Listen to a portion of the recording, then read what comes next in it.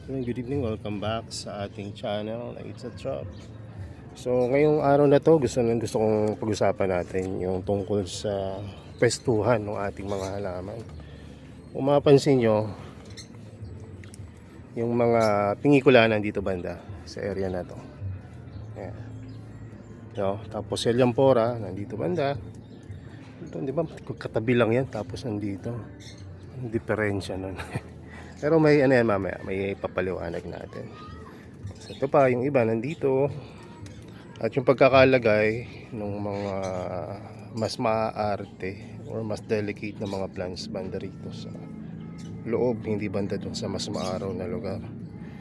No? Tapos may mga bagong dating na halaman nung nakaraan, hindi masyadong bago pero nandito sila. At nandoon sa ilalim.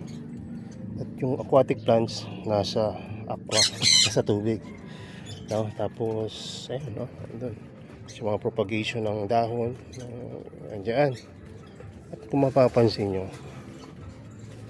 yung mga plants natin na same species, Nepenthes nandito rin, Sanjus nandito banda, mga seedlings na seed grown nandito, mga newly propagated mga cuttings nandito banda. At ito Nepenthes na seed grown din na palaki ng palaki. Nandito sila.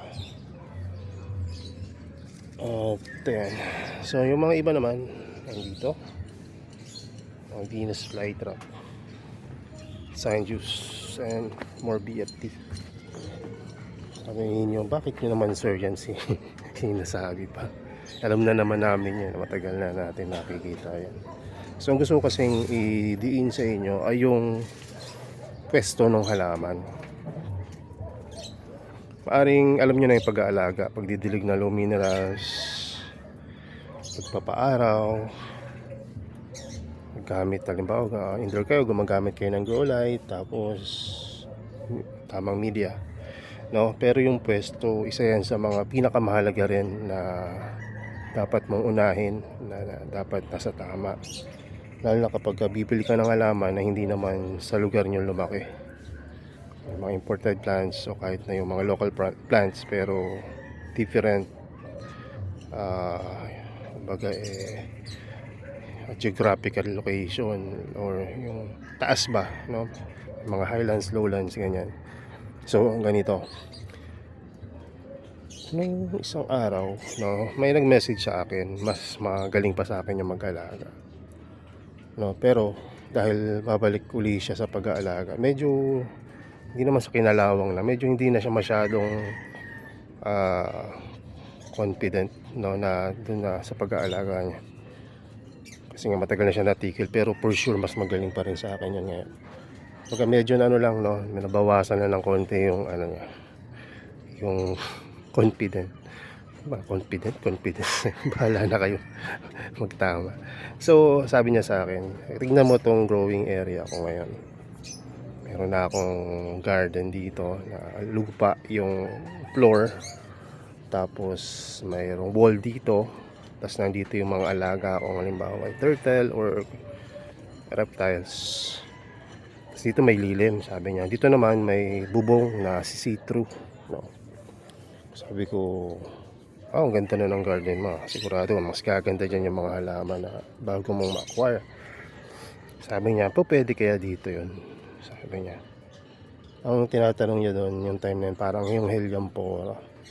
Sabi ko, mas maganda yan kung medyo may araw sa umaga, tapos less yung hangin, no? Binigyan ko siya ng ano, yung ideal na paglalagyan. So gaano kahalaga yon na kahit na yung mga matatagal na nag-aalaga, laging iniisip kung saan nila ilalagay yung halaman.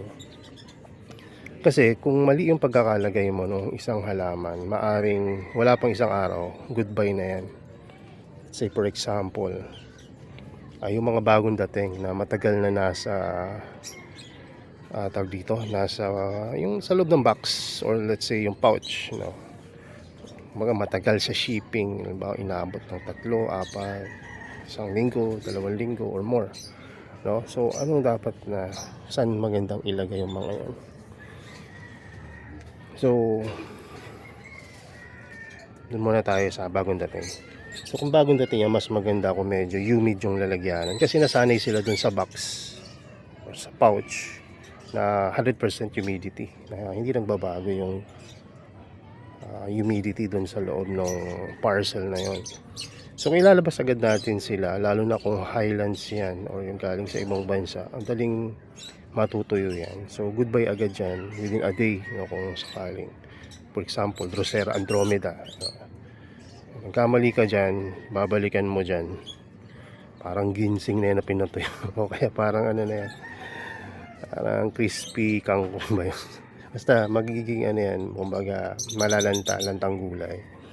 So kung gusto, kahit gusto mo siyang i-save yung mga ganong klase ng pagkatuyo, yung lantang-lanta na yung tuyo na, ang hirap na talagang i-save na. Pero wag niyo sukuan, sabihin ko sa inyo.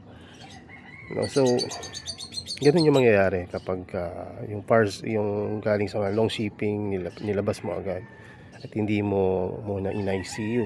Let's say for example, ito na lang yung ping na to. Tingnan nyo ngayon. Natuyo na yung mga ibang mga leaf niya. Dahil nga, ito yung galing sa galing sa long shipping. Pinili ko, pinapagiti ko pang agad. So mali yun. So, buti na lang may buhay pa natira. So, kapag bagong dating, huwag nyo agad i-expose sa less humidity, lakas ng hangin, sobrang init, dry yung hangin sa paligid.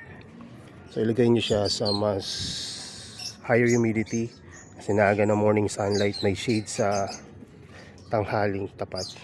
No?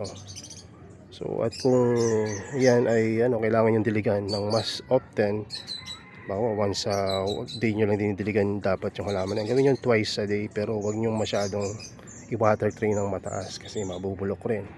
So, kailangan ma-maintain mo yung moisture ng halaman. So, huwag nyo naman ibababad sa tubig. Ngayon din yung sabi sa akin ni Sir Volker dati. Kasi nakita niya yung mga bagong dating na order ko dati sa kanya. Inabot ko agad sa tubig. Ang reason ko naman kung ba't ko binababad yun, para malinisan sila. No, linisan, matanggal ko yung mga itim-itim. Kasi pagka nabababad sa tubig, lumalambot yung mga itim na part. Madaling matanggal. Pero sa experience ko, okay lang yun yung pagbababad sa umpisa. Huwag mo lang tatagalan ng more than an hour yung pagbababad mo. So, 15 minutes, no, na habang binababad mo siya, nire-repat mo na yung iba. Parang ganun. So, parang hindi tumagal ng sobrang tagal. So, ano pa? No, kung mapapansin nyo dito, sa mga halaman natin, itong mga ping na to, buhay na buhay. Ang ganda, diba? Yan. Diba? Ang ganda nila. Pero itong mga nasa bandang init na lugar, ayan, ang init ngayon dito. So pansin nyo sa kanila, kahit na sobrang tibay na ito yung number 1 na pinakamatibay. Sumunod itong Aphrodite. Ito ay Agnatha Expoto CNC. So hybrid siya, mas matibay siya kaysa sa usual Agnatha. Ay, wait lang. Agnatha pala to. Itong Agnatha, matibay rin to. Siguro pangatlo siya sa pinakamatibay. Pero ang ginawa ko kasi, nilagay ko siya dito sa lugar saan mainit nga, no? So, ano nangyari sa kanya? Kahit matagal na ako nagpo-propagate, yun, natuyuan siya ng mga dahon. Hindi normal na pagkatuyo yan. Kasi ang normal na pagkatuyo ng ping ay paisa-isa lang yung dahon. Tapos hindi ganyan na brown agad. So dahil yan sa sobrang dry ng lugar at sobrang init. So kung itatama ko yung pwesto na to, sa inyo sa tingin nyo magandang ilagay ito? Kung itatama natin yung pwesto, ilagay ba natin dun sa tabi ng mga seedlings na nepenthes? Or ilagay natin ba dun sa bandang Helianthera side? Or ilagay lang natin dito, no? Pagpalit natin to halimbawa Agnatha Expoto CNCs at itong Agnatha. Tingin nyo saan. Kung ako po yung pagdidesyonin niya at ipapalit ko na siya, ang lalagyan, ang pagpapalit ko ay dito. Gawin natin para kita yung application ng pwestuhan maganda. So magandang pwesto niyan ay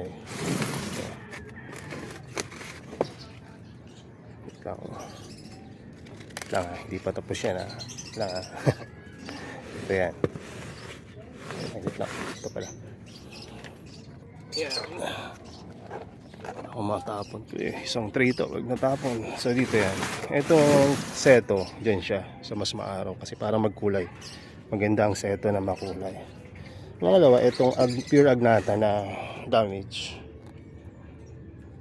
Ayan. Puro na tuyo. So dito niya yan ilalagay sa bandang Helium Forest. Kasi wala na akong pesto dito. Kung may pesto pa doon ko ilalagay. So dito yan sa Helium Forest. Tapos itong matibay na cultivar na hindi ko pa pinopropagate. So wala pa siyang sugat. Dito naman siya sa pinaka lugar na to na pinaka anti-borable sa lahat ng pwesto dito sa 6 na pwesto na to. So mapapansin nyo bakit ko ginawa yon. So dito sa lugar na to less yung araw, less yung sobrang lakas na hangin, na hindi rin ganun kainit dahil dito banda yan sa bandang loob, hindi doon mas mainit yung lugar ng seto. So seto naman hindi ko rin naman yan pa pinopagate ng gusto, no? So, pero may propagation ako dyan ng pailan-ilan at i-observe ko pa rin yan kasi kung sakaling hindi magiging maganda yung lagay niya, ililipat ko naman siya doon banda siguro. Pero bakit ko inilipat dito? Ayan, so dahil nga ayun, no, para hindi siya mag-dry ng gusto. Kasi pagka sumaba yung alinsangan, sobrang init, tapos after na magda-dry pa, yari talaga. So ba't ko naman nilagay dito yung mga healthy plant? Kasi nga yung healthy plant kaya niyang i-tolerate yung mga harsh na condition tulad no ito binanggit ko kanina, sobrang init at dry. At ito, well acclimated na to kasi nga walang mga propagation dyan, no? Diba? So for sure mabubuhay yan. So ayun yung pangpestuhan. So sumunod naman, how about yung mula sa outdoor, mula sa indoor nilagay mo sa outdoor. Ako pagkagaling sa outdoor, sa indoor, sa grow light sabihin na natin, tapos lalagay mo sa natural lightning lang, ako ginagawa ko, nilalagay ko lang sa medyo malilim. Kaya ako nilalagay sa mas malilim para ma-acclimate mo na siya, mag-produce ng new growth. Tapos baga masanay mo na siya sa hindi ganun ka parehas, no, na condition sa grow light papunta dito sa natural light. So hindi yan mamamatay pero hindi yan magkukulay, papangit yung, hindi naman papangit, kumbaga lalabas yung less na tingkad ng kulay niya at mas magpuproduce siya ng mga dahon kasi nga kailangan niya ng mas maraming dahon para kaparehas niya yung sistema niya kaysa dati na sobrang liwanag. So kung mapapansin nyo, ito ilang araw pa lang, pero nagigreen na yung mga dahon nila. Lapit nga natin yun, gigreen na, diba? Ay, hindi pala yan talaga. Ito si pangalan na itong ano na to, Johanna. Yan, tingnan niya si Johanna, maliit pa yan. Ayan. Tingnan niyo yung new growth niya, green. Kasi bakit? Hindi na siya ngayon naka-grow light eh. Dito na siya ngayon sa probinsya. Ayan. So ganoon, no, kapag lagyan niyo muna sa shaded, magpo-produce siya ng mas maraming dahon. Pero hindi siya ganoon kakulay. Kung gusto niyo pakulayin, hindi siya ganoon kabilis na manlalaki, pero mas makulay siya. So lagyan niyo siya sa mas maaraw na lugar. So ganoon, no? Paano naman po, tapos na yun, yung galing sa grow light, tapos papunta naman sa outdoor setup, sa natural light. Paano naman yung mga from outdoor to indoor? So pagka ganun naman, na walang problema naman doon, parang parehas lang no, from grow light to natural light, no? Ganun lang rin. Pero wag mo masyadong ilalapit sa ilaw. Ito lang ay base sa mga experiences na nakabili sa akin at ano yung ginawa nila, naging successful sila. So hindi nila nilapit ng gusto. Once hindi magtanong sa akin yung mga nakakabili at nilapitan ng gusto, ang nagiging problema nila burn sa gilid ng dahon. O minsan yung mismong halaman mamatay.